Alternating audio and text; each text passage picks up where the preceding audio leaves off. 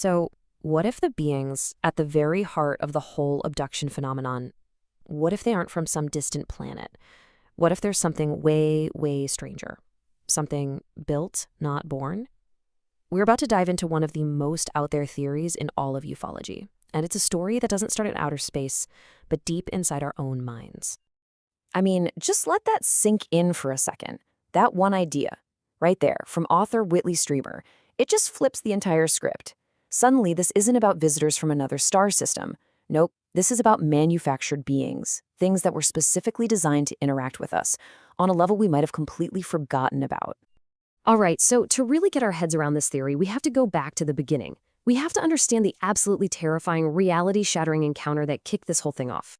So I want you to picture this. It's a remote cabin, deep in upstate New York.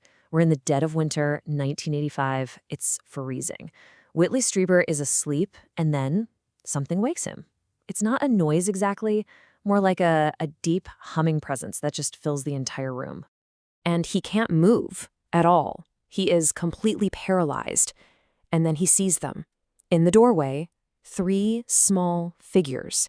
They're just standing there, lit up by this weird blue-white pulse of light that you can almost feel vibrating in the air.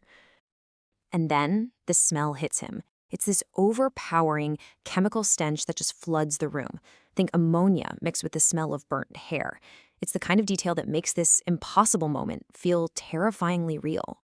He gets this bizarre sensation that he's being pulled upward, even though his body hasn't moved an inch. A pounding, metallic taste fills his mouth, and then just nothing. A complete blackout. The very next thing he knows, it's morning. You know, that one single night sent Strieber on a journey that would last for decades.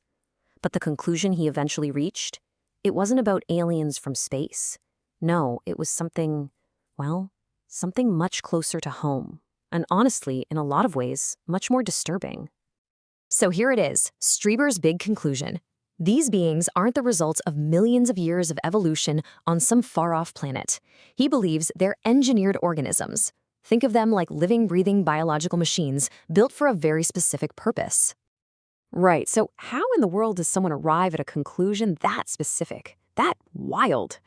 Well, for Strieber, the answer was right there in the details, in the physical and behavioral evidence that he gathered over all his encounters. When you really look at it, Strieber points to all these little things that just don't add up for a creature that evolved naturally. I mean, think about it. Tiny mouths that don't seem to do much, ears that look sealed up, and maybe the biggest one, a total lack of any reproductive organs. It all points to a creature that was designed for a job, not for making more of itself.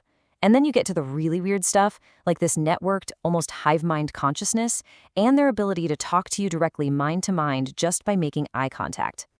And this is where you have to kind of shift your whole way of thinking, right? Because life as we know it, it evolves over millions of years. It's all about reproduction, survival of the individual. But what Strieber's describing is totally different.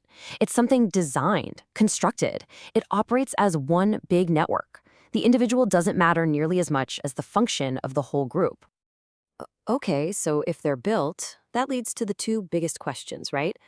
Who built them and why? This is where the theory really takes a sharp turn, moving away from biology and straight into the nature of consciousness itself. Because Strieber's idea is that their purpose isn't to study us, it's to remind us of something that we've lost. He has a name for this hidden ability, the 4th mind. Now, this is a pretty wild concept. It's supposed to be a layer of our consciousness that goes way beyond instinct, or reason, or even imagination. It's a state of being where your thoughts and physical reality, they aren't separate anymore, where your mind can literally influence and shape the world around you.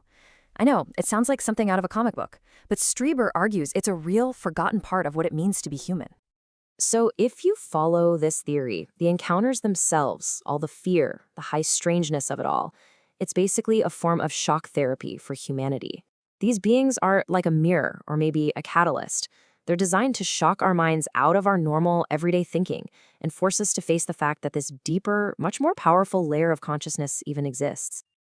And that brings us to the ultimate question, doesn't it? If they were engineered, who's the engineer?